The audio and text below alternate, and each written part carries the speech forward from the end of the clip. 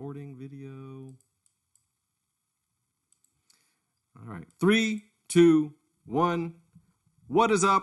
Welcome to yet another episode of Lambgoat's Vanflip podcast. Hope you're not too tired, but today we have, I'm going to come back to that little joke. It's a horrible joke, but today our guest is Douglas Robinson, and he is known for his work in the Sleeping and Night Verses, as well as a couple other things outside of music, which we'll kind of get into throughout the podcast. But welcome to the podcast, Douglas. How are you doing? What's up? Thanks for having me. Yeah, I'm doing well. You? I'm doing okay. Nice.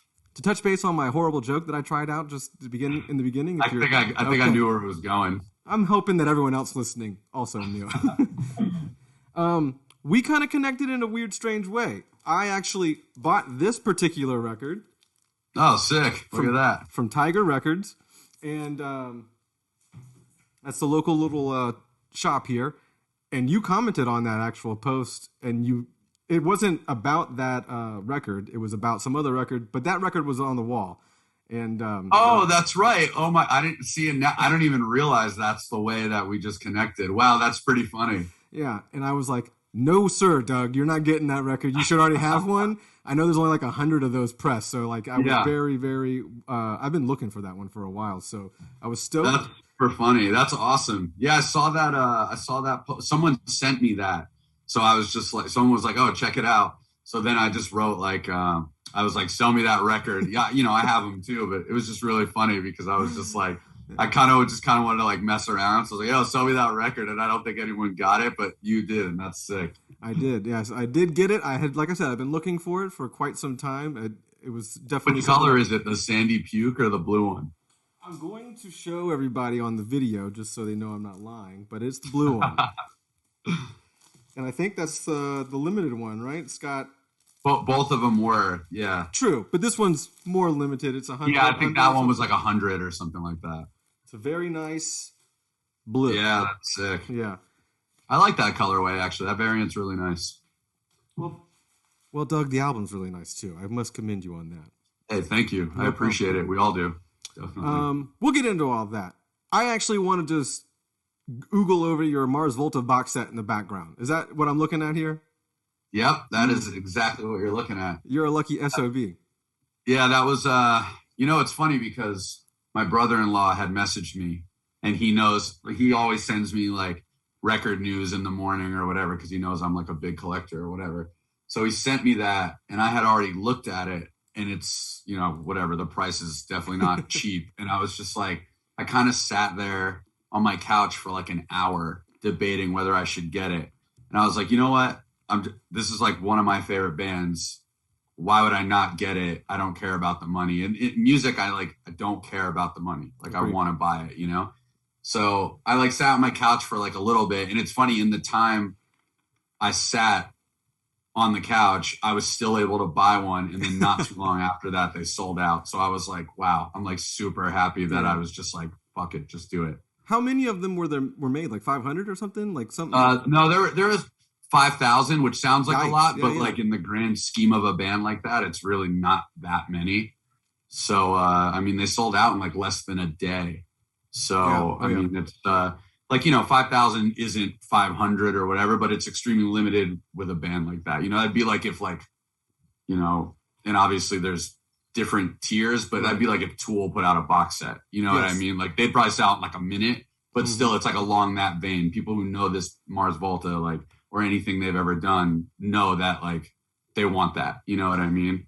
Well, I can tell you through COVID and everything like that, I've spent we're not going to really talk about COVID because I've exacerbated it on this podcast, I feel.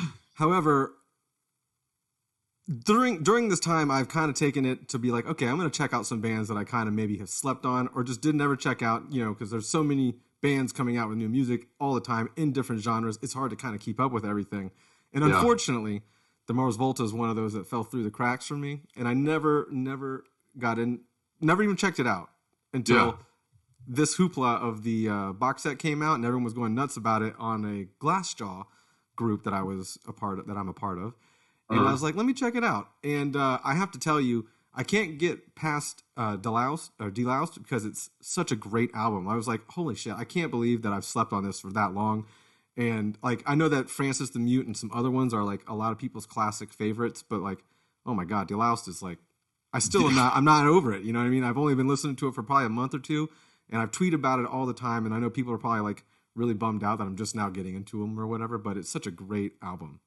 Hey, it's better late than never especially when it comes to music or anything for that matter, for the most part. I mean, anything positive, I mean, better late than never. But I will say that's an incredible record. I mean, the energy on it is just like unlike anything like you've rarely ever heard. I mean, like there's just bands that do it for you. And I mean, listening to that is like watching The Office. Every time you watch it, there's something new. Right. Listening to a Mars Volta record, any of them, I always hear something new. It's always something else. I'm like, I've never heard that before. And I probably listened to all those records even before the vinyl, like thousands of times, you know what I mean? But honestly, that's such a great record. And yeah, there are fan favorites and whatnot. That's obviously like a seminal album for them, but their EP is amazing. The Concertina EP, Cut That City EP. Mm-hmm. It's awesome. It's like at the drive-in, it's like coming out of At the Drive-In, so you can hear like the At the Drive-In kind of roots. Yeah. But it's going for that like D-Louse kind of feel.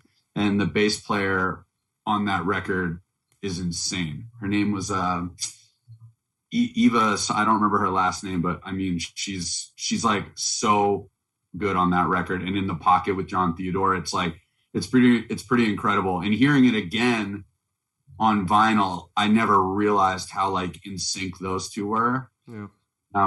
It was like listening to it again. But yeah, that's a great EP, Cut That City EP. I'll have to check it out. I definitely, what's odd is I collect CDs too, which is horrible, I know. But Eric from Nightbursts collects CDs too. He's got a massive stack. Like you can't even hate on it if you're collecting any form of music, it's amazing, rather than like streaming all the time or whatever. But yeah, Eric from Nightbursts has like so many CDs. It's insane. I've only started in the last 2 years, and off and on, I don't allow myself to go crazy with it because obviously with the internet and eBay, you can go crazy. But I try to like, okay, if I find them out in the wild, like in my local area, I'll scoop whatever up. So I've got about 200 plus now. But I'm looking at your collection here. I've already pointed out the Mars Volta, but is that a Garth Brooks to your left? That is, okay. Yeah. Okay. The last, I think, great like rock country star, whatever you want to call him. I mean, he embodied, I think, the last of like wholesome country music, but like in more of that like rock star world. I mean, he is like still, I think, the most massive country star like in existence. My mother is a huge Garth Brooks fan, and I grew up on Garth Brooks. I'm not like much of I don't really look at music in like genre form. Like I don't think about it like that. If I love something, I love it. Or if it means something special to me, like I love it. And I mean, I can sing like every Garth Brooks song because my mother, that's like all she played. That and Selena. I have a bunch of like Selena as well. That's cool. So it's well versed. You're well versed in genres and you're eclectic. Let's just leave it at that, right? Yeah. I mean, honestly, I always think of music as whatever's dope is dope. Like what you like is what you like. And there's so many things I listen to that people would be like, what? Or whatever, not, and I don't say that even pretentiously, but like my all-time favorite artist is Fiona Apple. Oh, cool. You know what I mean? So it's like, I just think whatever you love is what you should listen to. It shouldn't be what genre your bands are in or what, whatever, like what genre you grew up around. You should always like, try to intensify just like the notion of how much music means to you inside rather than just as like as a band or an artist or whatever, Yeah, I agree. Last question about your collection there. What kind of record player are you rocking? I just have the Audio Technica LP, whatever, 1200, whatever the hell it's called. I want to start DJing. So I think at some point I do want to get like techniques, but I mean, I would probably just DJ in my room. Like it's not like I want to do it for anything crazy. Yeah, I was gonna say, what kind of DJing are you talking here? Just like indie dance? Just kind of just spinning records. You know what I mean? Like my wife, her best friend and her husband, they spin like dance hall and a lot of like reggae and dub music. And it's just dope because they're not like trying to scratch or anything. They're just playing like song after song, and you just kind of get into like the vibe. And it's sick when you kind of see where they're going in their like sets, and you're like, oh, this is rad. Like I see what they're kind of doing here, and I would just like to do that with music I have, you know. But obviously, I'd want to buy singles because I don't want to like start the records of these. Like a lot of these are, you know, all limited and all that shit. Right. So that's actually I DJ as well, and that's the kind of DJ I am. I'm not a scratch person or anything like that. I may do some kind of like cue point type things on like a if I'm digitally DJing, but I'm more of a vibe curator myself as well. So I spend time trying to figure that out, and that's also work in general. So people don't look at it the same. Fun. Oh, it seems like so fun. Like they've let me do it at their house, you know, just messing around with their records, and you know, it was just awesome. And you know, like as a musician, I feel like I have a sense of where to start and stop on even songs I don't know if I just listen real quick. And I was like kind of getting into it. I'm like, man, I would honestly just do this in my room for like days. Yeah. Like no one would ever even need to see me. I would just be in here like flipping out. Well, now you know why there was such a drop off of band music, because all these kids were getting in their rooms and just DJing to themselves. So yeah, you know, it kind of like pushed the electronic world and the DJ world into the forefront in the last couple of years, which I, you know, admittedly was part of as well. Yeah, I mean, look, you like whatever you like, you know. Yeah, I'm a house guy, so you know, I do like house and minimal tech house and all that other stuff. But that's sick. I'll do a new metal evening every now and then. You know, if I get someone hires me, I'll do some new metal or some extreme kind of music evenings. But do you play out a lot, or? I used to actually a lot. I used to actually make music and house music and stuff like that, and so I would play like out and open for like bigger acts and yada yada yada. But that's also a hustle and a grind that I'm just kind of like, I'm too old now, I think. Yeah. So that's dope though that you did it. That's it. Yeah, you know, had to try, right? Yeah, absolutely. So let's kind of pump the brakes on all the cool talk. Let's get down to business. The sleeping or playing again for the first time in many years. Yep. What kind of brought that on? It's so funny. I've been asked this question already by like so many friends or whatever, and I don't think people realize, and not that anyone in the band expects anyone to realize, but we're like such best friends still, like all of us, you know. Like I was just in Mexico. Cameron, who plays guitar, he lives in Mexico, and my sister-in-law and my brother-in-law just got married, so like we flew down there, hung out with Cameron for like the week, you know. Like we're all like best of friends, you know. Zizzo DJ'd the wedding, our drummer Joe, he DJ'd the wedding. Cameron played at the wedding, like he played at the dinner. Mm-hmm. So it's like we're all still heavily in each other's lives. Sal's my best friend, you know, best man at my wedding, vice versa. Like I think what brings it on is just us being like, let's do this. You know what I mean? There was nothing. It's not some like whimsical thing or anything. I mean, it's whimsical in the sense that like we're stoked to do it because we're all at that like we all have that same energy right now. Let's do it. Let's play, you know. But there's like nothing crazy that brings it on. It's just more or less like, yeah, let's do it, you know. Well, that's cool. So it's pretty funny because it is a magical thing, but it just comes very naturally. You know, we love it so much, and we are so happy when we're in that world of let's fucking do this. You know what I mean? But yeah, like nothing crazy brings it on. It's just we're all just sitting there like, you know, it's been a while. We all miss each other. Like let's do this. So it sounds like people have moved around a little bit. Yeah. Joe and Cameron lived in LA. Cameron had just moved to Mexico a few months ago now. Sal lives on Long Island still. He like runs all of Long Island, has like a ton of businesses. I live in Jersey City, but I had moved out to Los Angeles when, you know, just needed like a life change. You know, I got a cool job there. I work for a skateboarding company. So flew out to LA and hung out with Zizzo and Cameron like all the time. And LA just really wasn't for us in the end. So moved back home, Jersey City, you know, 2 on the East Coast, 2 on the West. Well, now actually that's not the case, but you know, it was cool to do that too, because I feel like I got to hang with Joe and Cameron over there on the West Coast, the way I hung out with the way I hang with Sal here. So it was pretty cool, and I definitely needed that. So the next big question, I know you're not a guy that really does anything kind of like half-assed, and when you do things, it seems like it's been methodically planned out and perfected. So one can only expect that there might be like some new music for the sleeping. Is that something that we can kind of safely say, or is it just everything up in the air? You guys are just playing right now. I think we're just playing right now. You're letting us down, man. You're letting us down, Doug. Yeah.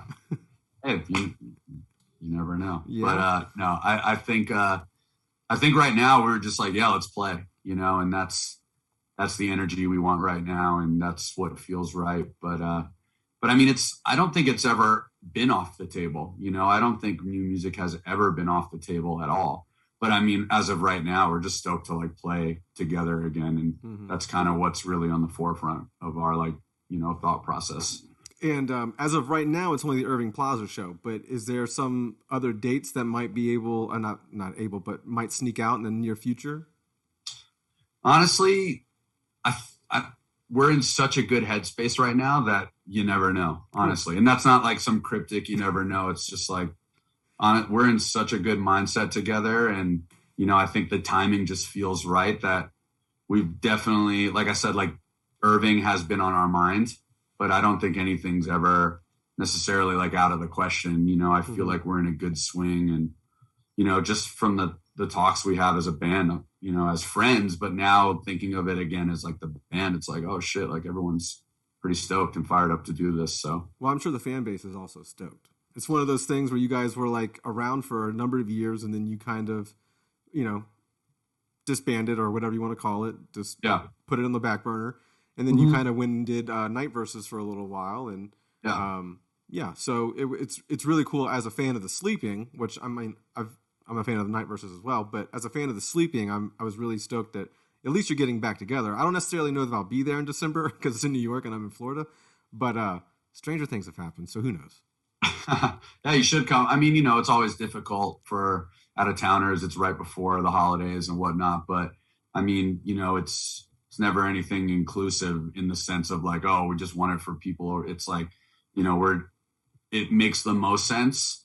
So because a lot of people are home, and I think it's just, there are already people hitting us up like, oh, we booked our flights, or we're booking our flights. We bought the tickets. So it's like, it's pretty cool. We haven't, it always feels so weird talking about a fan base because everyone says this, but like, it is incredible how awesome our fans are. I mean, I feel like people have seen our growth as people, as I feel like our fans have seen us grow as individuals and like really just kind of, just grow. I think our fans have noticed the evolution of us as people and whatnot. And to see all of these fans that are growing with us and still listening to us is pretty awesome because it almost feels timeless in a way.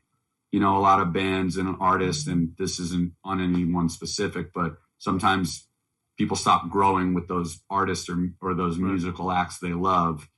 But I feel like our music's kind of standing this test of, this test of time kind of, situation. It seems like a lot of people have grown up with us and are stoked to listen to us still, Do you think some of that has to do with like the prevalence of your, like that's like the album I just, what is this? Questions and Answers. I always forget. Questions and Answers. Do you think that's because like a couple of those songs were in like video games really back in the day in the mid 2000s? I mean, you guys had a song on Guitar Hero, Don't Hold Back was on Guitar Hero. You guys had songs on like Madden and other EA sports games. Do you think like, because a lot of those games, like a lot of the sports type games at least, when you're playing them, those songs are just playing in the background. So like subconsciously, you're kind of just like hearing the song all the time. And I've liked a lot of songs from those games. So I used to play those kind of games. But do you think that's something that's like stuck with your fan base too? Like a lot of the fan base that you wouldn't get outside of like the scene, the hardcore scene. Do you think that's a prevalent reason why? I don't know. I definitely know that got us a lot of new like fans. I definitely know that. But it's weird. I don't know, I feel like a lot of the fans we speak with or, briefly like talk to on Instagram or whatever are people that I remember from shows or, I kind of have a pretty good memory. And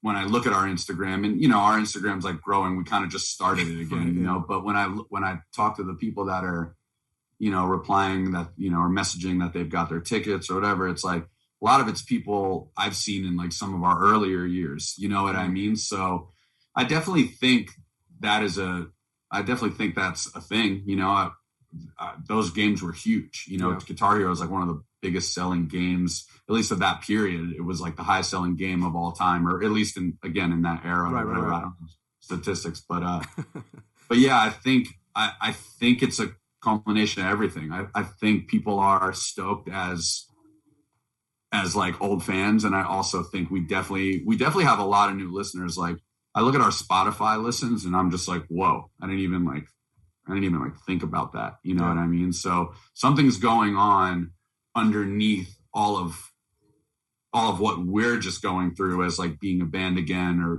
whatever, playing the show. Like there's something else that we're like, wow, seems like there's some movement with something.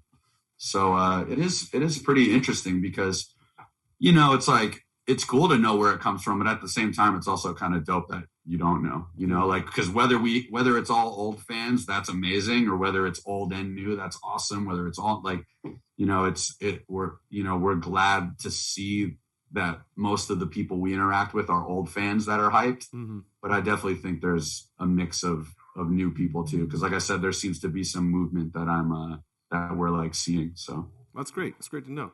And I'm going to test your memory skills here real quick. I wasn't going to say anything, but a friend of mine asked me to ask you if you remember a small kid in Waycross, Georgia, probably at a show, I would assume, Waycross, Georgia, wearing a Smith shirt at the show.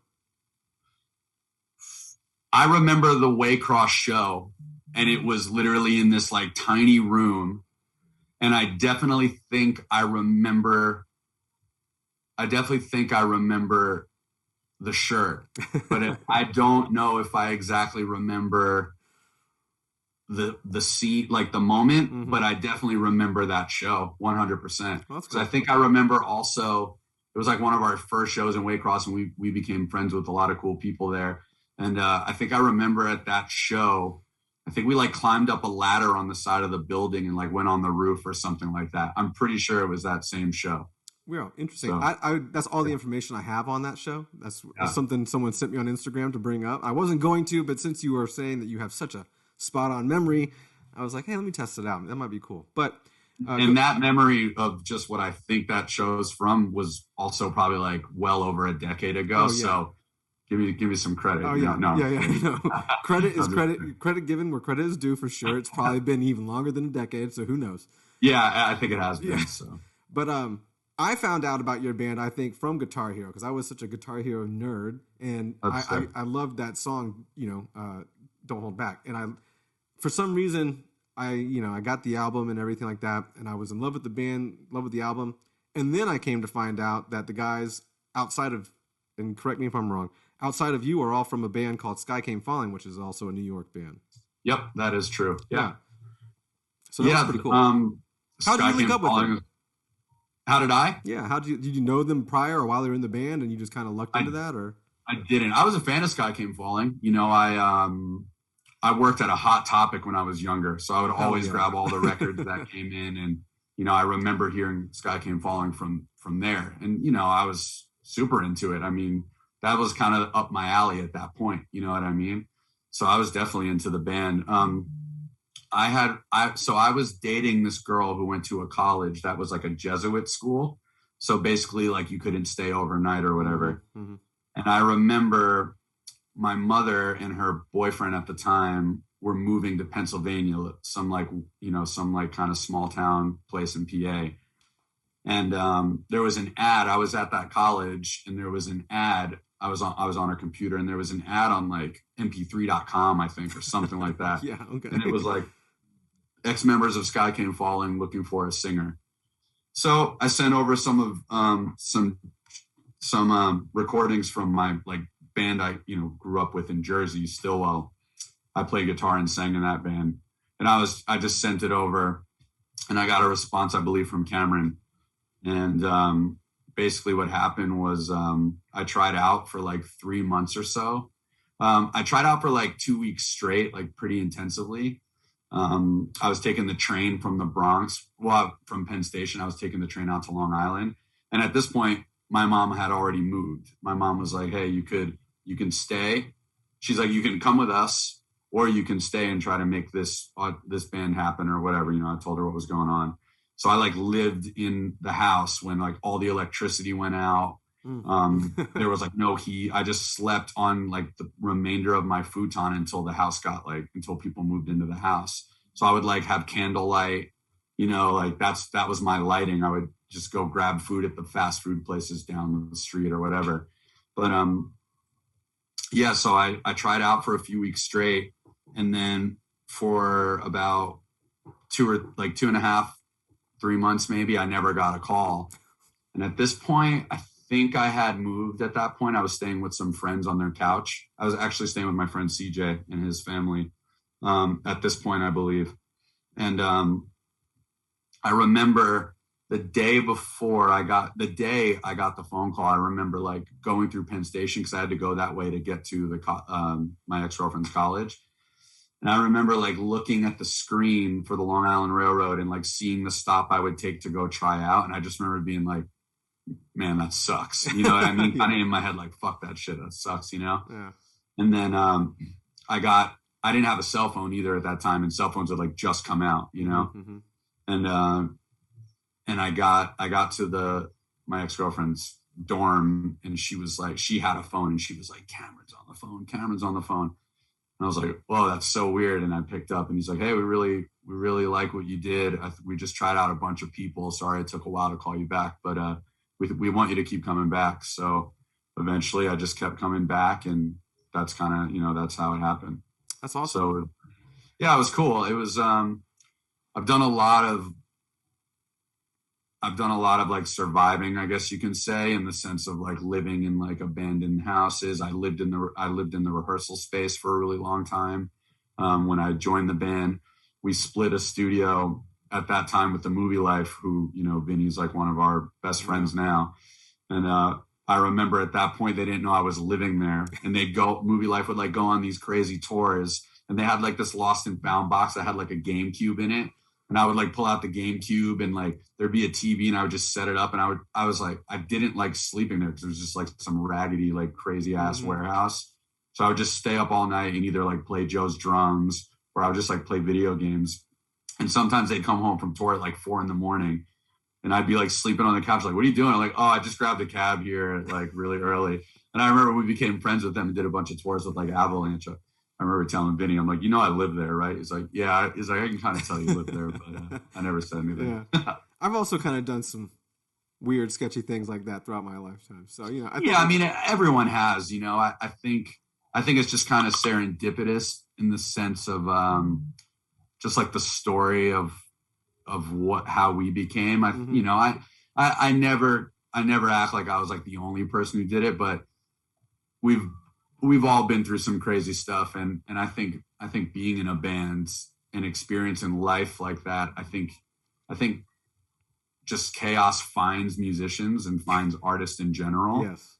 Agreed. You know, so it's pretty funny how like things turn out, especially when you get older. You look back at it all, and you're like, wow, like I couldn't even really, I don't even like staying out, period, like at a friend's house for like a night. I'm like over it, you know? Right. So it's pretty funny to think you go from that, you know, from sleeping on like some couch that has like burn holes and who knows what else in it, like half ripped off, you know, like springs sticking out, to, you know, not even really leaving your home. It doesn't seem bad when you're in the moment. It's only when you reflect back, I guess, you're like, I can't even believe I did that.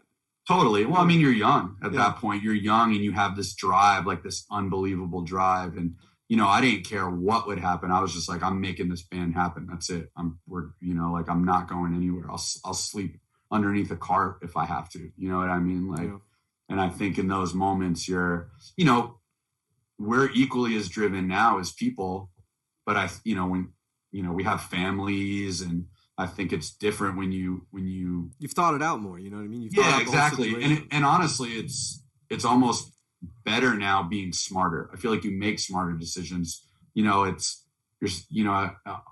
When you're like laying in these like spaces, or like you're in this headspace of like I don't give a shit.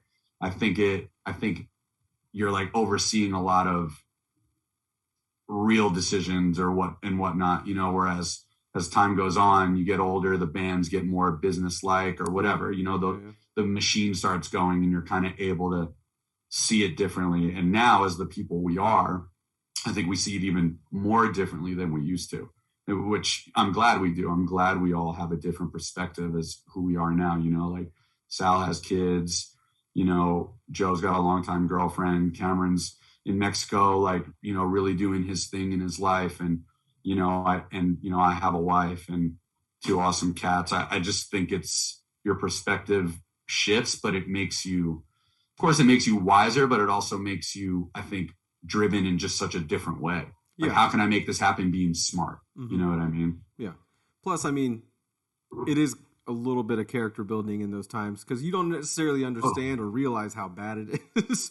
When yeah, you're totally. In it. But when you look back, you're like, damn, dude, I really did that. I really fucking stayed at that house with no power and stuff. Because I've done that too. You know what I mean? Like, I've lived with friends that the power goes out and we're there for a month just stealing power from the next house, or with like some extension cord or something. So it's been a fun and wild ride. Teens and early 20s are kind of strange. Hopefully, for people out there, they're not living that life forever, but it is, a little bit character building, I think. Yeah, definitely. And it's almost like that put up or shut up mentality too, of like, nothing will stop me from this band doing, making the moves that it's like destined to make or whatever. Like when we were practicing in the beginning, I remember that rehearsal space I was living in. I mean, we would start practice at like 7 at night, and we would end at like 8, 9 in the morning. Like we would open up the doors and the sun was out. Like nothing stopped us at that point. We were just like, it does not matter, and we would do that like 5, 6 nights a week. Yeah. And, it's like a badge of honor almost, like becoming who you are from these moments that you had, I think is like an incredible thing, because I wouldn't be the person I am today if it wasn't for all the craziness, exactly. The good, the bad, the ups, the downs, like none of us would be. And I also feel, I myself, I kind of like to think that I'm a quote unquote creative. I don't think this world is built for creatives at this particular juncture, and I think it's kind of hard to be a creative in this day and age, because I don't think we necessarily fit into, we're a round peg in a square hole, or whatever that adage is. Whereas if you go to school and you do school right and you do your job right and you do all this, you get the accolades of like, steady life. But that's kind of never appealed to me. I mean, the steady life part definitely, but the steady life of doing what I want to do. I don't necessarily want to like be in the corporate world or anything like that. I'd rather just create. At this particular point, we would lump it in as content, but like art, music, anything. Like my passions are drawn more towards that. And only when I got older did I realize, like, man, it was always going to be hard going down that path. It wasn't like I was fucking up or I was screwing up, because I know a lot of times when kids are going through that, early stages of being creative, whether it's in a band or painting or sculpting or photography or whatever, there's going to be a lot of self-doubt, and, you'll see your peers doing everything different from you for the most part. Like they're going to college, or they're, doing this job, and they're moving up, and you're just sitting here trying to make whatever it is work, and you can't understand why. And it's just one of those learning curves that you have to you got to power through. And I always try to tell people that are creative or that are following their dream, whatever it is, there's going to be way more downs in the beginning, but the ups at the end are going to be so high. You're going to be on your own high. You know what I mean? And it's just great. Totally. It's a great feeling. Well, honestly, it's not even just downs in the beginning. It's downs all the time. But I was being kind of somewhat positive. Yeah. But honestly, it's like the downs. I mean, and again, I love art on all mediums. You know what I mean? But if I'm talking as a musician, like, you know, it's like, it's all worth it. Like, music is the best thing in the world. And to be able to have some sort of career playing music, it's fucking awesome. You know what I mean? Like, I don't know. It's just like, you can't ever describe it. And I'm so excited, you know, not to, you know, I don't want it to sound like self-promotion because it's not, but in the context of the show, it's like, I'm so stoked to play because I feel like we're all kind of on that level right now of kind of feeling that again, in that sense of like, let's just fucking rip, you know what I mean? And let's just like seriously just go out there and play. Like, you know, we're meant to be this band. We always are, you know, no matter how long we've been away or whatever, like you know, we're meant to be this band, you know what I mean? And the chemistry is real. And that's why we've always been as close as we are. And, you know, I think through all the stuff we've been through together and as individuals, we all see each other now and we're like, damn, like we're different, but we haven't gone anywhere. We're all still here for each other. And we're still, you know, it's just, it's pretty cool because there's definitely so many things we would do differently, but at the same time, it's like, we wouldn't change anything for the world, you know, the way it all went down, you know? So to be able to come back years later and people are hyped and, you know, it just shows you that it is worth it no matter what. It's like, there's like it's, I had someone message me the other day, like the fact that you guys can just announce a show and just crush it is like super insane. And I was just like sitting in this room because I'm pretty much always in here. And I'm just like, man, it is an amazing thing. You know, like it's pretty badass. And it definitely makes us feel so good and like important to like the music that we created. And I feel like, you know, I think we do our fans justice because we are honest people and we wouldn't just get back together or whatever if we didn't want to. And, you know, tying it back around to just, it's all worth it. You know, everything we do for this is like, music is the best, you know? Speaking of music, I have a question about the sleeping music. There seems to be an ongoing theme throughout the records. The big breakdown is obviously the track appears, or not the same track, but the title track appears on multiple records. Why is it that Day 3 is the first one you talk about, or the first one you guys released on Questions and Answers, but then you have Day 1 and 2 on the subsequent records? And what's the storyline on that? Because also, you can hear lyrics or lines that have been used in other songs throughout your discography. So I was kind of curious as to like, are there multiple storylines kind of going on, or is it just one story that you're kind of focusing on, or is it songs just differ from track to track? There was definitely a theme across the records. You know, my life was a whirlwind when I was younger. It really was. Like I pretty much fell in love with everyone I ever met. You know, I had an ex-girlfriend, the one who I was mentioning. I went to her, you know, I would like go to her college, and that's where, you know, the whole sleeping thing started. And the Day 1 and Day 2 are basically about her, but then shifted to a girlfriend I had after her that I was with for like 7 years on and off. Just like a really toxic relationship. And it kind of blends into that as well. But basically Day 1 and Day 2. So we had broken down in Cordele, Georgia. And our first shuttle bus was like toast. Like that was it. It was done. And we broke down there and we had to stay there for like over a week.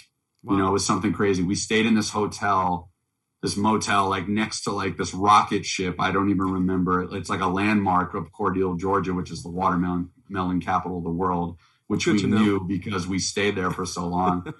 But Day 1 and Day 2 was like the first, I started kind of writing those on like the first days being there of just how like lonely it felt. And that, you know, we're older now. This girl, you know, I obviously wish her the best and everything, but I don't know much about her. But we were just like that, you know, the first one I'm mentioning, we were toxic as well. And I knew she was kind of doing her thing when I was away, and, you know, like vice versa, you know, like it was just like, you know, whatever. But we knew we were just wrong for each other, but there was just that, you have that connection with like toxic lovers where you just love each other but hate each other in some weird way. Yeah. You don't know any better, anyway. So yeah, like those two songs were written basically about being stuck there and kind of just feeling like I know what's happening over there and I'm stranded. Like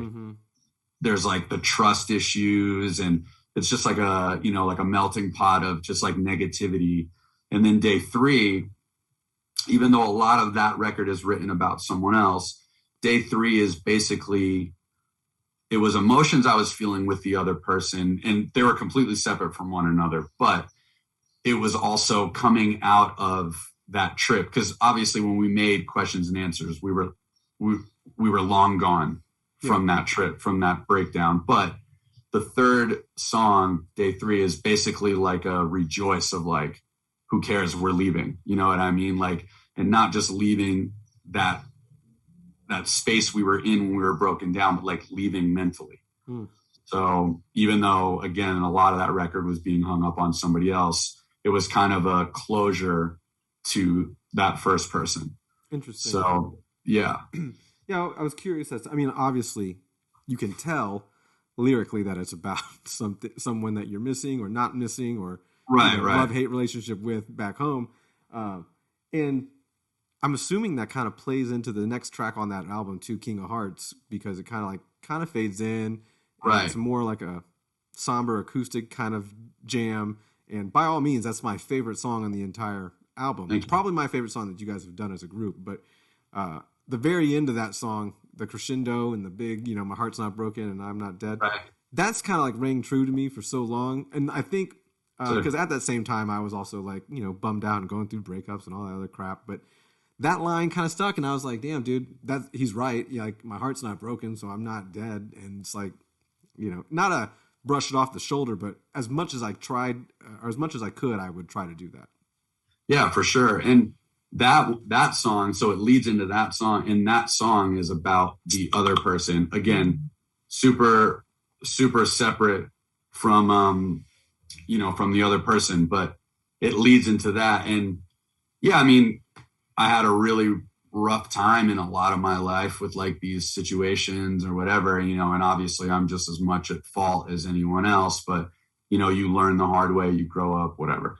But yeah, that song was kind of like, I knew what was happening with this other person and what was going on behind her closed doors or whatever, but you could tell, at the end of the day, I've been through so much, even off the first record, there's so much of that it's like, it's just like, it was kind of just like, well, whatever, I have everything I need. I have my friends. I have, my friends being my band and my other friends, I have this whole world where at the end it's like, look, I know what's going on, but at the end of the day, it's like, I'm cool, which I wasn't, but in that moment I felt strong and cool. You know what I mean? Well, I felt like I could take on anything in that song, but then the next song, like 3 Cigarettes is about that person. And that's a song about just sitting in your room being like, what the fuck is going on? And like all of my lyrics were written in those moments where I was sitting in that room or whatever. Like,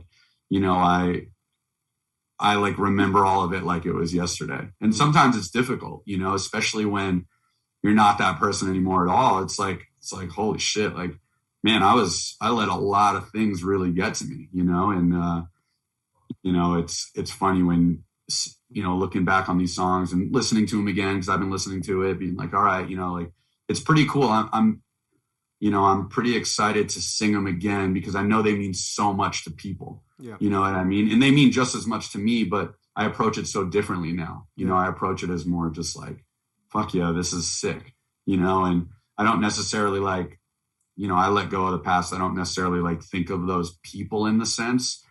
When I'm singing those songs, I just think of more of like, wow, I just can't believe this is stuck with people for so long, and newer people are going through things and getting over it with these songs or whatever. It's like, It's pretty rad. It's pretty fucking awesome.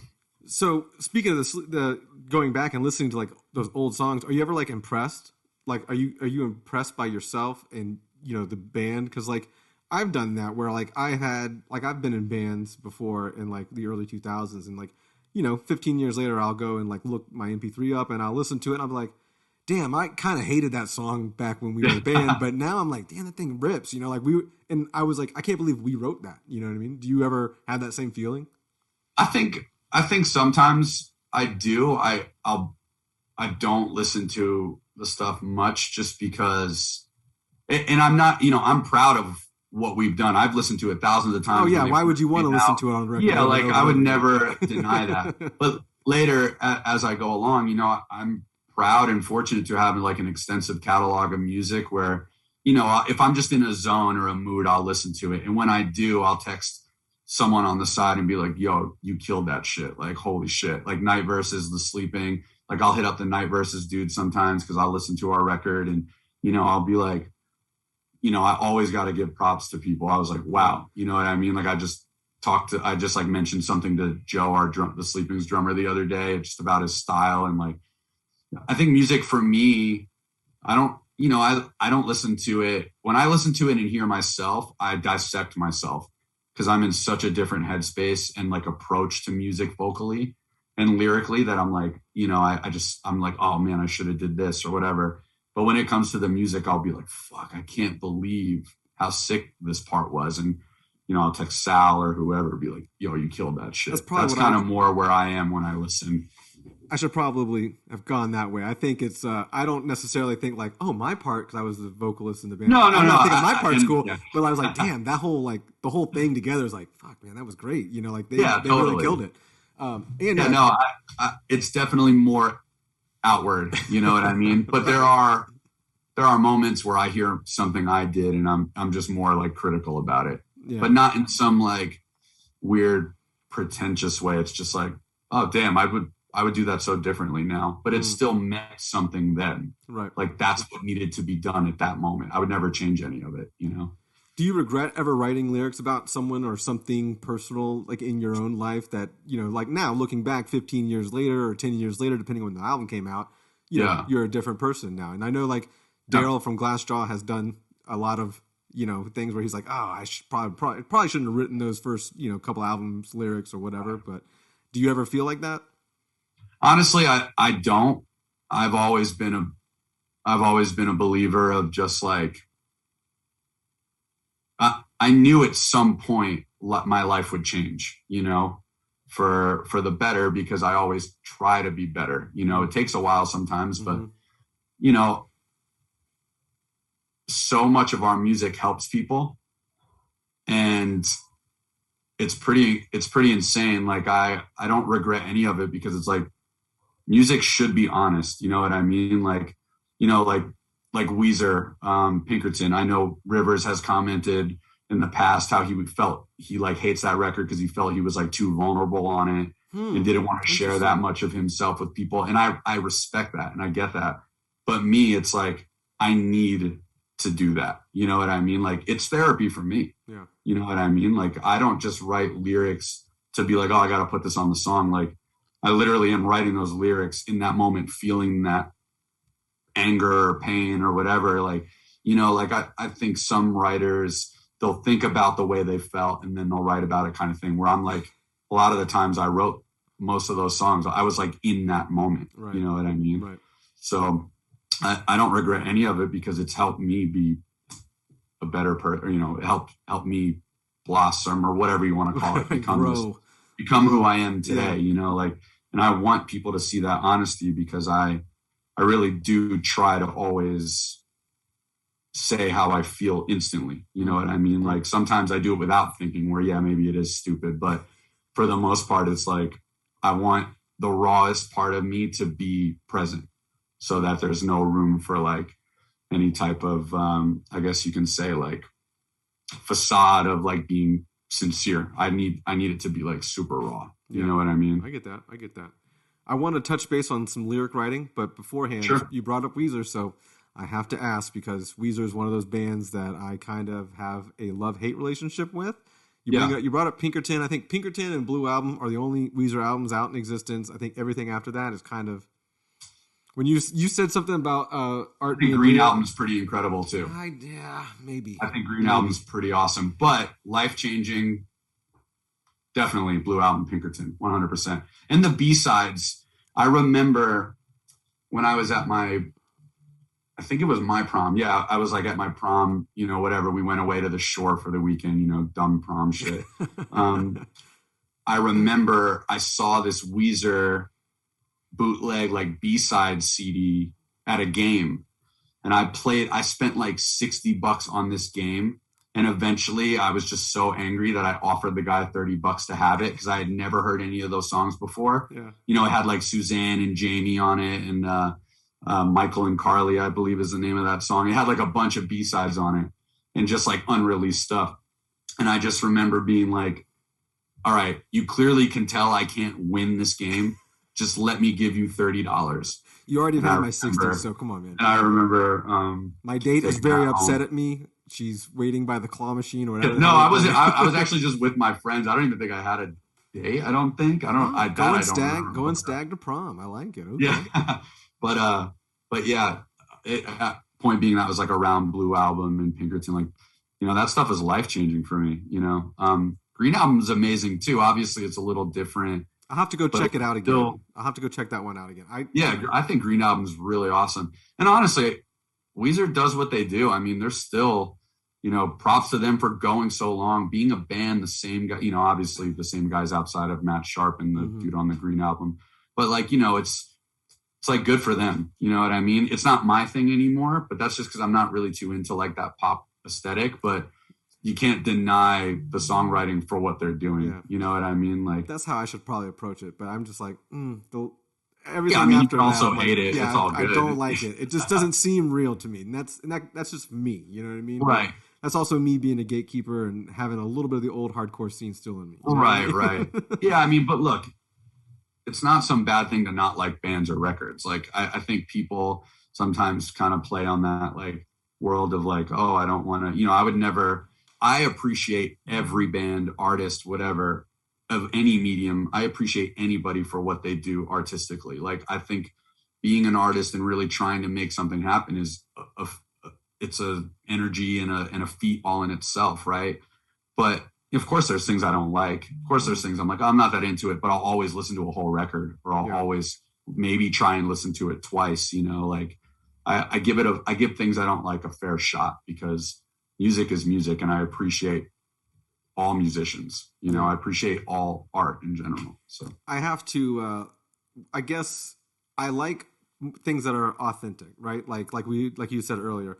And so part of me just thinks sometimes that if it feels mailed in, or I don't want to say mailed in, but if it just feels like catchy, easy, whatever, that might not have been the hardest road to take, you know? But again, that's just some garbage that hasn't been instilled in my mind from like the early days. Oh, but it's also perspective, dude. Like, think, and you know, you have the right to think in that way, but think also maybe it's organic to them, you know, maybe it is more than what you see it as, you know. Yeah. But I mean, I'm not here to defend anyone. I'm just saying, like, you know, like it you know, I think sometimes in the world we live in, life is like A and B to people now, because everything's so easily attainable, accessible.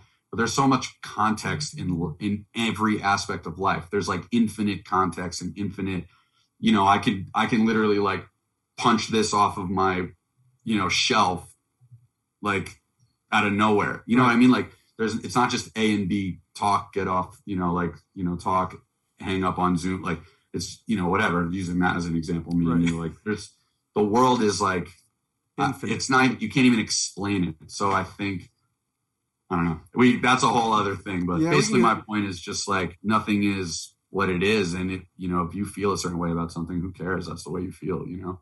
So back to the lyric writing that I was talking about. Yeah. You wrote lyrics a certain way, right? Until you kind of worked with Ross Robinson, and he had somewhat of an effect, and he was pretty hard on you, from what I can understand, about the lyrics you were writing with the Night Verses, the last album that you were on. Yeah. How did that affect, like, how did it change? Like, what changed, and how does it affect going forward for you? Because I know he had a big influence elsewhere, and we'll get into that too. But yeah, go ahead. So Ross and I became extremely, extremely close. It was probably one of the craziest experiences of my life. I remember being in a band before the Sleeping and just starting being in a band. And I remember hearing, Ross Robinson records for the first time, like Sepultura, Roots. And, I remember saying to myself, like, I don't know anything about music on that level, but I want to record with this guy. It's like my goal to do a record with this guy. And I didn't even know what that meant. I just remember saying it. Fast forward all these years later, Night Versus does a record with Ross. And Night Versus is they're the best. Like they blend thought and like sitting with the music and really thinking about it with feeling. I don't see many bands really do that. And thought meaning like technically, like they'll think, but at the same time they feel. They have such a great balance for that. And when we did that record, a lot of what I learned from Night Versus was the thought part of it, the technicality of like thinking lyrics and whatever. So when we went to Ross, I had all the lyrics written for these demos. I wrote every single lyric, copied them, stapled a booklet, had like 9 booklets for everybody. I've never done anything like this. That's just kind of where our headspace was, gave everybody the booklets. And I just kind of remember Ross in his own way being like, what the fuck is this? And I was like, oh, these are the lyrics to the songs. And then we started and he was like, you can only imagine Ross just completely like sparked this new thing in us, something we'd never done before. And basically was like, this makes no sense. Like you're writing now. And basically like more or less just threw the books, the booklets away or whatever. And at first I was kind of just like, oh, that's interesting. Like what the fuck? But we were so giving to the process. And even Ross talks about that to this day. Like we just wanted to do something with Ross. We just wanted to like go exactly where he wanted to go because he gets like that. He goes in his own realm and like, we were, I think at some points we probably would have like, stood our ground a little differently, but when you just go in it with him, you're just like, yo, fuck it. This is sick. Like the energy is so insane that you just want to be there. You don't want to fight it. Mm-hmm. And eventually we kind of like, we just all synced up and started making the stuff we made. And the lyrics just kind of started coming out like extremely differently. It's definitely helped my approach in the sense that I think my writing has a little more now, especially when I just write by myself and whatnot. It definitely feels a little more like ominous. And I don't mean that in any way other than just like it's being honest without being so tongue in cheek all the time. And I think there's an importance to that sometimes because I'll write anything 100% to my rawest, but I also want people to get their own interpretation. And I feel like with Night Versus, that was a big thing. People were kind of getting their own interpretation where like the Sleeping, exactly almost to the T what I'm talking about. Right. But I do think with the Sleeping, it's going to go back to being more just straight up because the chemistries are so different. You know what I mean? I love Night Versus to death, but there's still a different chemistry with the Sleeping than there is Night Versus and vice versa. Sure. So even though I've learned these things, I think what's changed me with Ross is more my approach to like playing to my strengths vocally and, not trying to accomplish things that I don't think I can't accomplish live. So I think that's a different approach I've gotten from Ross. I mean, I was doing whole takes, just singing the whole way through, which I never really did. And also I'm in a different shape than I was, different healthy mindset than I was back in the Sleeping days. Night Versus I was running like 20 miles a day, jump roping for like 2 hours.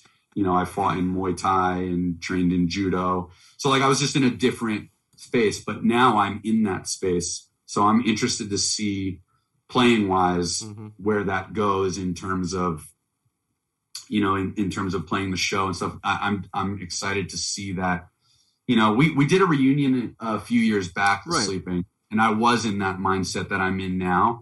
But I think I've settled into it more, that I think it's going to be even more exciting to like play, you know? So I think, yeah, I don't know.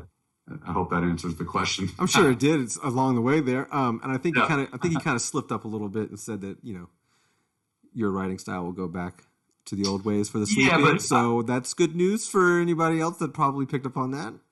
no, but I think it's just more in the context of my writing style. Like even just like, I don't want to get anyone's hopes up. Like that's No, I know. nothing like that on the table. Wink, But wink, wink. no, but when I do write a lot by myself, like I can show you tons and tons of notebooks. And I think that's more or less what I'm referring to. Okay. Like when I write, when it goes back to the sleeping and just in the mindset of playing, right? It really does go back to that approach. You know what I mean? Like, it's just the way I approach lyrics are differently. And I really do mean the lyrics that I already have. Like I think about it in such a different way as opposed to night verses. Yeah, that's cool. That's cool. Well, they're two separate different things. And even musically, Exactly. One is completely, I don't want to one's not better than the other, but one's a little bit more technical than the other one. You know what I mean? Yeah, I mean, it's just completely different. Yeah. You know, we all love the same things, but the approach is different. And exactly what I was saying with lyrics, it's like the approach is different. For sure. You know what I mean? So let's kind of pivot, as they call it, because you already mentioned a couple other things that you do outside of music. So I'd like to kind of expand on that. You said you're writing a lot. You also have a blog, or you're still currently doing your Roadside Vegan blog? I did have a blog. I don't do it anymore, honestly. And that's the other thing about like the honesty with me. It's like when I'm like, I'm not feeling this. Yeah. I don't care if people are like, oh, this is great or whatever. Like it's amazing that people thought that, and it was getting kind of a thing. But I was like, I'm not a blogger. Like I don't really care. Was it just tedious to keep up with? Stopped doing it. Was it tedious? Is that why you kind of gave it up? No, I don't think it was tedious. I think I was just like, who the fuck do I think I am? That's just kind of what it felt like in that moment. That's what it felt like. Like, yeah, I love going to vegan spots, still to this day. And like, I'm always like, oh man, this is fucking dope. Like, man, I got to tell like my friends about this place or whatever. But at the end of the day, I'm like, who, like, I'm not going to, and now we live in an age where everyone does that stuff anyway, where I was doing it on like a blog site. And now I'm like, not that people weren't doing it at that point, but now it's like so easy to do anything like that where it's just like, it just doesn't feel right to me. So that's why I stopped that. I got you. But you're still vegan, I'm assuming? I am, yes. All right, cool. Yeah. So there's a couple things that, I feel like a lot of the guests that come on this show and a lot of the people that are in the music industry and whatnot, a lot of them happen to be vegan, and that's just kind of strange because I feel like that's probably one of the hardest jobs to remain vegan because, again, you're traveling. Well, it's gotten a lot better over the years, but, early on it was very hard. Like you said, you're just eating French fries all the time or whatever, bean burritos from Taco Bell or something like that. So I think it's also, not to cut you off. No, go ahead. I was going to say, I think it's also, here I am talking about like approach again. It's your approach to it as well, because when I first became vegetarian, like many years ago in the band, it was like disco fries, fucking like the shittiest food you can think of. But for some reason, like I was just like, oh yeah, I'm going vegetarian, whatever. But like, whatever. And then I decided to go vegan. I think it's like 6 years now or something like that. I decided to go vegan. And it was more for health. At that point, I was just like, I just want to be super healthy, whatever. And then there was a moment, we don't have to like get crazy into this, but there was a moment I had where it shifted into like the animal rights aspect. Mm-hmm. And now I'm like super militant. It's like very different for me, and I think, yeah, a lot of people are vegan. And that's an amazing thing. And obviously I know I'm not the only one for animals, whatever, because you have to have some sort of compassion to be vegan. But the moment I had where it clicked, like it really clicked. So, I think it's great that so many people in the art industries are like vegan, like strict vegetarian. But, I think it's because I think at some point people do it because there is this kind of, this like glamorous thing to it. Oh, everyone's vegan or, this band or whatever. And that's a great way to start. But I think it's where you take it after that too, and it kind of shifted for me into like a whole other world of like, whoa, like this is not what I even expected to feel like now as a vegan where, I throw away everything I have that I ever had that was like animal products. Like years ago, I threw that shit away. I don't use it in any of my, my hair or anything. So there's a question that I kind of want to ask you about that topic, because you said you're kind of like militant on it and everything like that. The older I get, the more I find out about just how things really are, and that could be like, quote unquote conspiracies or whatever you want to talk about. Like things in food is one of those things that you kind of research out, and you're like, okay, well, obviously they're pumping XXX into all these animals. They're also kind of gene modifying all these plants and stuff like that. So you never really know what to eat. But I kind of go back to like humans as a species.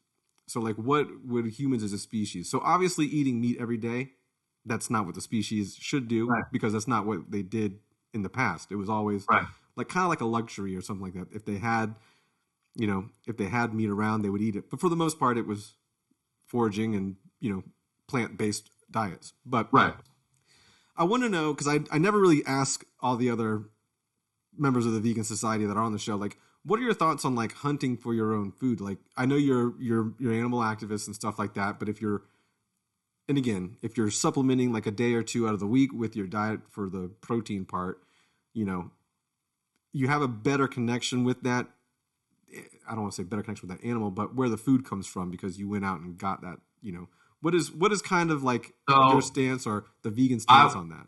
I will always like dead this conversation because it's just like, there's kind of no argument, but I don't preach, right? Like I feel the way I feel. I hang out with my friends at restaurants when they eat meat. Like I'm not like that. But since we're talking about it and you're asking about it, you did mention this was kind of like a Joe Rogan-esque podcast, like vibe for music. So I like, I feel like this is where it's going. And I'm thinking of Joe Rogan in terms of hunting. And it's like, that's cool that you want to do that.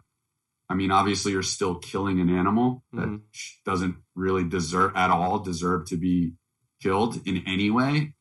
But also we're not we're not like survivors like that anymore. Right. Like you can literally go to the store and buy Impossible meat or like Beyond, and that stuff isn't necessarily healthy vegan food anyway, but it takes away the killing of an animal. So it's like it'd be different if I like threw a rock at your head and that's how we're talking right now. You know what I mean? Like, but we're not in that world anymore. Like you can do anything differently, alternatively.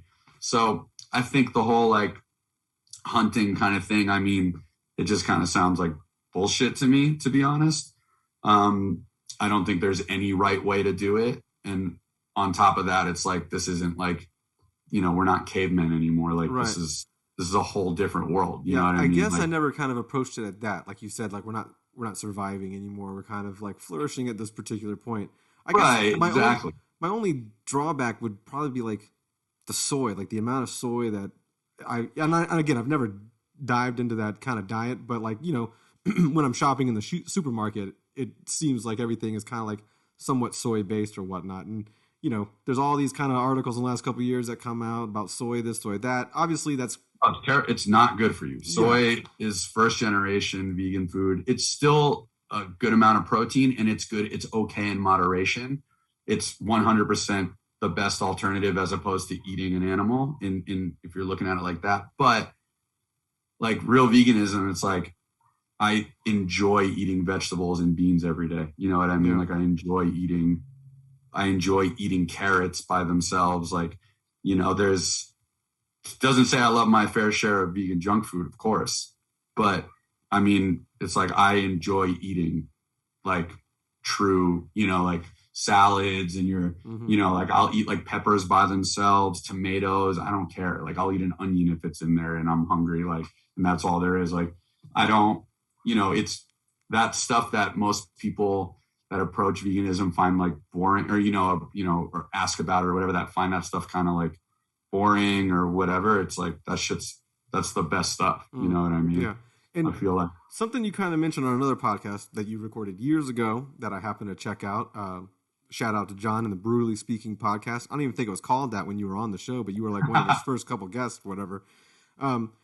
You were saying something about like taste buds, and how like meat dulls your taste buds and stuff like that. I also kind of think that like when you eat out, like whether it be fast food or whatever, that there's something in there that makes you not want to have vegetables. There's something there that makes you think like, okay, vegetables, I'd rather have this, because the reward, they've kind of like genetically modified the food to like release your reward system, your natural reward system to like when you're eating whatever. It could be chocolate, could be something else.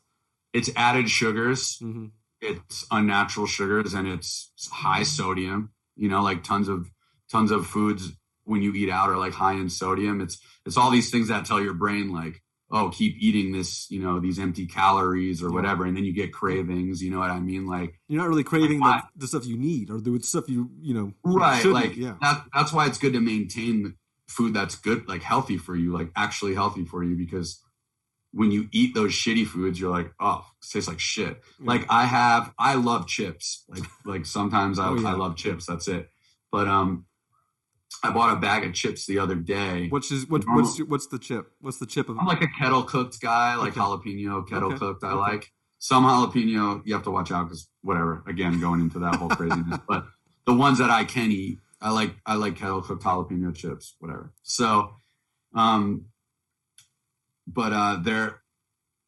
so yeah, like I'm a chip guy, right? I bought some random bag of chips the other day, and I like put some, I was eating some, and I was like, oh my God, this is disgusting. Like salty, sugary, like just not, it was so bad. And like, it's because the ones I get are usually, again, their chips are not good for you, but they're a better type of chip for you. And I was just like, fuck, this tastes like shit. And like instantly I knew it. Like I poured water in the bag to make sure I didn't like lightly grab any anymore. And I just threw it in the trash. Like, but yeah, like you can sense that stuff the more you eat healthy, period, whether you're vegan or not. That's what I was getting at. Yeah. The more you eat that stuff, the more you're like, oh my God, this like bare ass tomato is fucking making my brain pop. Like this orange is blowing my brain up. I recently changed my diet to where it's like very low carbs, no sugar for the most part. My vice was chocolate and Coca-Cola. So I would like slam Coca-Colas. Soda is the worst thing for you. It's like one of the worst things for your body. I knew that. But, the fructose corn syrup was just in my veins and I needed it. Right. So like I would get to a point where I'm just slamming like whole cans, not even tasting it, just like getting it into my body so my body could have it. And I was like, man, I'm straight up addicted. So I kind of cut it off. And when I started changing up my diet a little bit, that's when everything, you can tell like, oh my God, everything tastes so much different and better and vibrant. Yeah, I mean, you're eating shit for so long, and then when you or ingesting, drinking, whatever, like you're putting shit in your body for so long, and then when you stop, you're like, whoa, this is actually crazy. Like I remember the moment that I tasted again for the first time. I remember it like it was yesterday. It was actually insane. But yeah, I mean, again, it's like eat whatever you want to eat. It's if you eat meat, go for it. Cool, whatever. I obviously wish people eventually think differently on that subject. But I mean, at the end of the day, I feel like there's been tons of progress and that's better than nothing. You know what I mean? Oh, yeah. There's a lot more vegan restaurants in general, like that are just regular restaurants that people go to rather than just vegans going to the restaurant because, vegans and vegetarians, they play a lot with like different flavors, spices, palettes, all that kind of stuff. So it is much different than going to like a regular, Longhorn or whatever. Yeah, and even if you don't mess with like meat alternatives or whatever, I mean like Indian food, most of it's vegan, or like vegetarian. But I mean Indian food's like some of my favorite food ever. So I have like my go-tos and what I can eat at the spot by my house and like shit's bomb. And you don't have to what's a go-to dish for you? Because I Indian food is not something I've relished in or dabbled in. So like what is something that a starter should go to? I'd say if I were to like, I mean, dosas are always the way. The dosa is like a thick coconut milk made crepe. Mm-hmm. And then in that crepe, I get mine extra spicy, but there's like potato, peas. It's not necessarily the healthiest thing, but again, you're saying potatoes and peas, and it's not really that healthy. Yeah. But, well, like obviously with there's carbs. a ton of spices, but spices are good for you, Yeah. especially like Indian food, like the spices are amazing for you. But yeah, it's like a thick, actually, I think those are like rice crepes, but yeah, like that's usually my go-to with a little bit of chutney is like really good. Okay, cool. I really love like any curries that I can eat, I like spicy. I'm like a super big spicy fan. The jalapeno So, chips gave it away, man.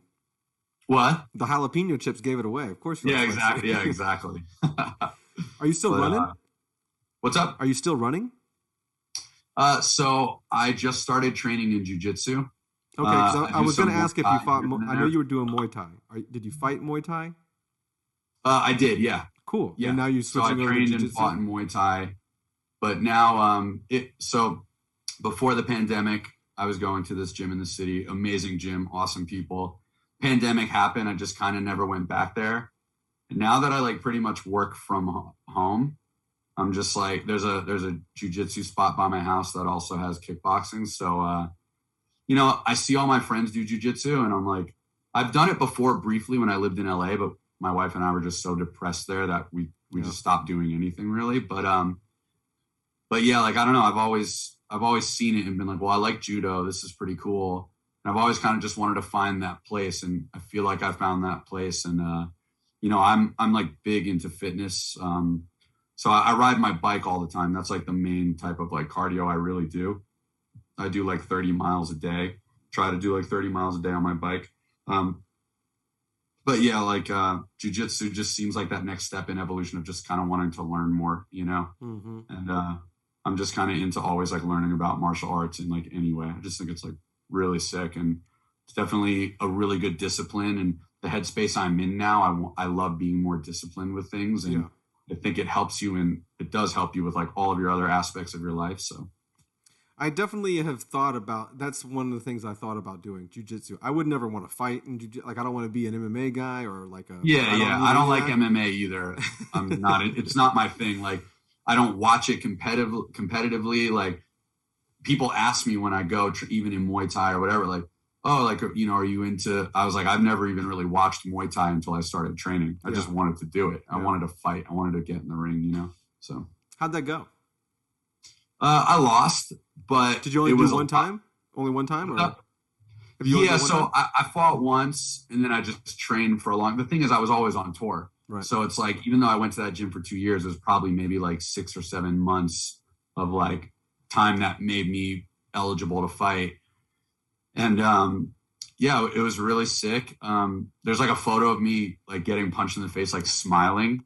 Cause I was just like, honestly, the first round, you're like, what is happening? Like, you kind of just don't even understand what's happening. Like I've been in fights before or whatever, but not, and I'm not saying that in any cool way, like when you're younger or whatever, right.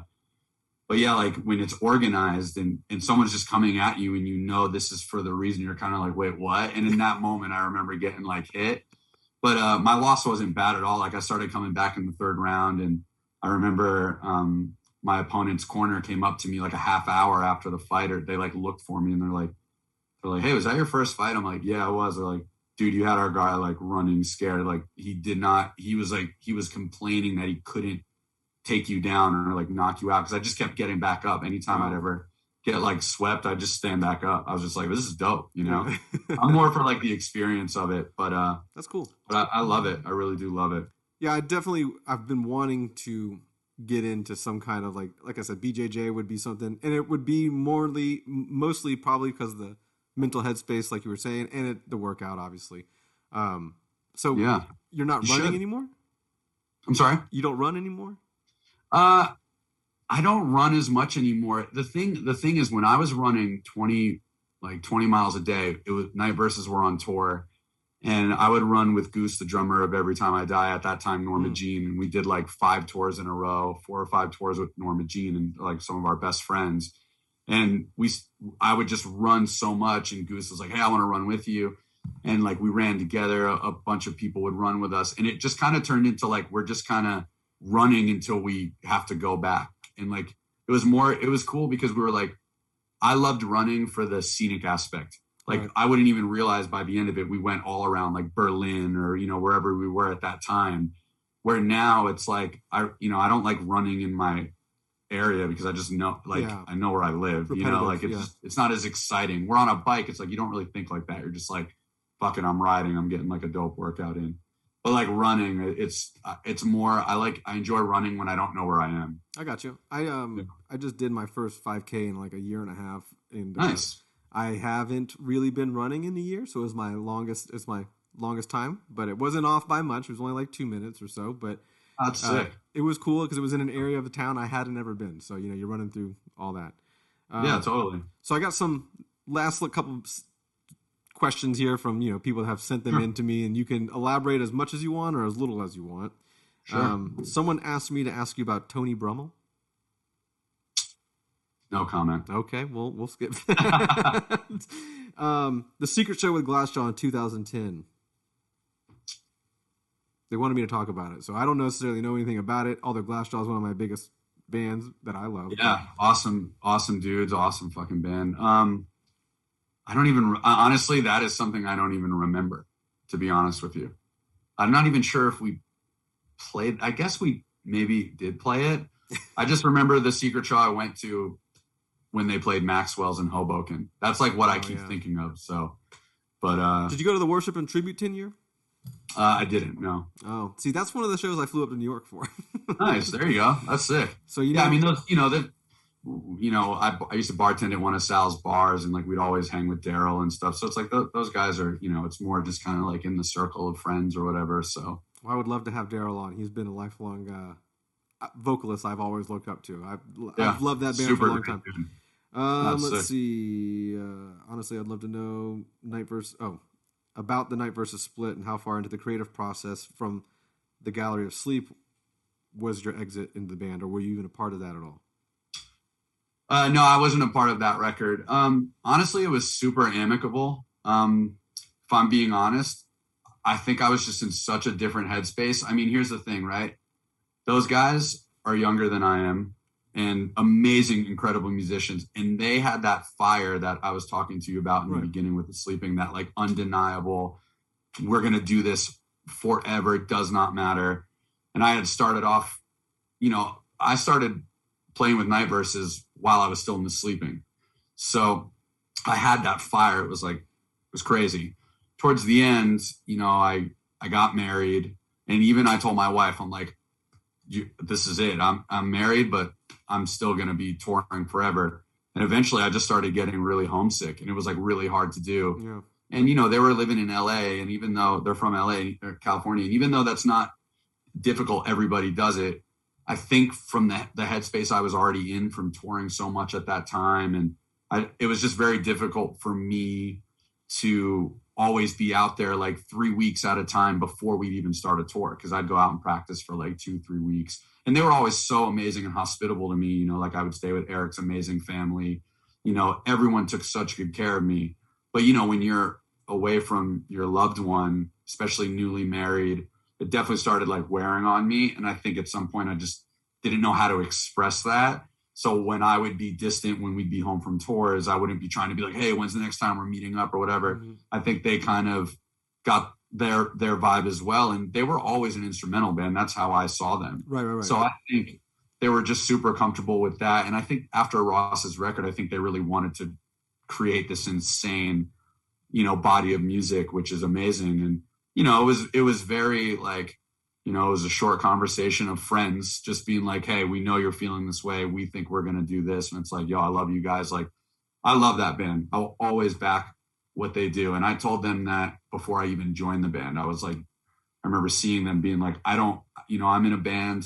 I don't care what part of you guys I have in the future, but I want to be there in some way and help you in any way. And, eventually we just wound up being a band, and it was really sick, Yeah, that's cool.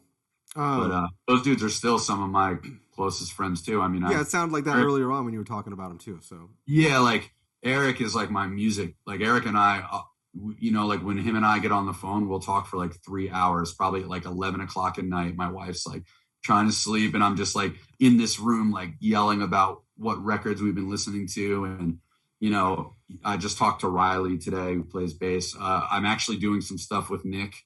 Some like heavier music with Nick. Oh, cool. From Night Versus. So it's like, you share these moments and these adventures with people, and like they'll never leave you, you know, even fans we've met along the way and stuff. Like I'll always remember the moments I have with those people. They become a part of me, and I'm fortunate enough to, with these bands, like they're all still my friends, you know. I'm even doing some stuff with my old band Before the Sleeping, just like writing and you know, nice. Which is another thing I was talking about in terms of my approach to like lyrics. Like, you know, I'm writing for many different things, you know. Cool. So you're getting getting a lot of different avenues out, getting a lot of different veins, you know, expressing yourself. Yeah, totally. I mean, music is expression, you know. If you do it the way that I feel I do it, it's expressionism, you know. Last couple ones here. When will Believe What We Tell You get a vinyl release? Also, the first Night Verses, Lift Your Existence. When will that be on vinyl? I'm hoping for both of those at some point. It's hard to ask me because I'm one guy in a sea of guys that we, you know, we're all very democratic, you know, and that goes for Night Verses and The Sleeping, you know. Yeah, I mean, I love vinyl. So the minute it happens, let me know, please. I would love it. You seem like the vinyl master with all the vinyls behind you. So, you know, we had to ask. Yeah, I don't know. I definitely, I think there's going to be a time for it. I think so. Definitely. Cool. Maybe on an anniversary of like a Night Versus, you know, Lift Your Existence or something like that. You know, I think it would be rad. You know, I'm super proud of that record. I'd love to have that on vinyl, and I'd love to have Believe What We Tell You on vinyl too. The artwork is some of my favorite artwork, you know, we've ever done. We did all that DIY. Our friend Jeremy helped with it. Oh, cool. Yeah. You know, I would love to have that on vinyl. It was basically, I don't know if you saw the insert to it, but it's like a newspaper. Yeah. So that's awesome. Yeah. Hopefully one day. When you listen to all the Night Versus tracks, or albums, I should say, in alphabetical order, the last song bleeds into the first track of each album. Whose idea was it to make it continuous like that? Eric is a nutcase in the best way. He has the idea for that stuff. He's very, very creative, and he's very, what's that word? Like, he's very visual. Like, his ideas, you can just see them in a second. And yeah, I mean, you know, we all obviously a collaborative effort of like, oh, we should name it this and that, you know, but that like all comes to fruition through Eric for sure. Nice. And the music you're leaking on your Instagram story, who are you working with? What body of work is that? Is that the heavy music you're talking about with your? That's the stuff I'm doing with Nick. Yeah. Okay. And what is there a name? No, there's nothing yet except for some really cool songs we did together that I'm super hyped on. And, you know, even if it's just like a Spotify thing or something like that, I mean, you know, it's just cool to do it together with my homie. And like, he's fucking awesome. He's an amazing musician. So it's like, yeah, I need to be on this stuff. You know what I mean? That's cool. So there's nothing yet, but there's definitely more coming for sure. Well, Doug, it's been a very, very easy and quick conversation that lasted almost 90 minutes. It just feels like that's sick, dude. Thank you for having me. Of course, yeah. And, you know, the second that you guys started teasing the show kind of in anything, my buddy who I also kind of do the podcast here with, he's the videographer, JP. Right. He's been a big fan. And every time anything has been posted, whether it's The Sleeping, Night Versus, you, he's like instantly sending it over going like, what is this?